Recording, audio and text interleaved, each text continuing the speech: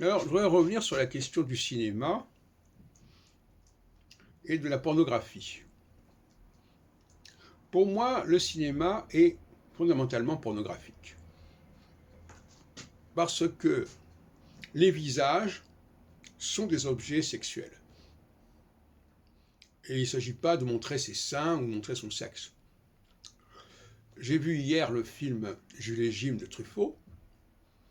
Eh bien, il y a des poses de Jeanne Moreau qui sont extrêmement sexy, où on la voit en arrière, couchée, on voit son visage euh, tel qu'on pourrait la voir si on était en train de faire l'amour, si on peut dire. Et donc, par conséquent, euh, c'est pornographique, quelque part. Une façon de dire que ce qui ne touche pas au sexe strictement parlant n'est pas pornographique, c'est une erreur. Le visage est pornographique.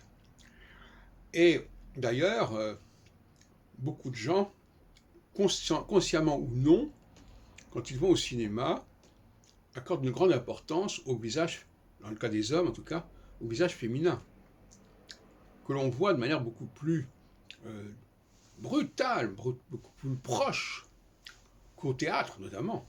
Au théâtre, les visages sont éloignés. Au cinéma, il y a des gros plans euh, où l'acteur, l'actrice est aussi proche que dans la réalité. On peut s'imaginer presque faire l'amour avec Jeanne Moreau, à la limite. Et ceci explique d'ailleurs que le cinéma, parce qu'il faudrait savoir pourquoi les gens vont au cinéma.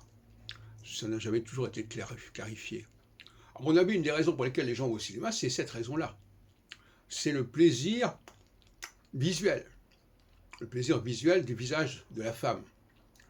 Et on sait que les femmes, des gens comme Sophia Loren, Gina Brogida, Marilyn Monroe et tant d'autres, ce sont des déesses en quelque sorte, parce que justement, leur visage nous parle, il parle à notre sexe, parle à nos pulsions.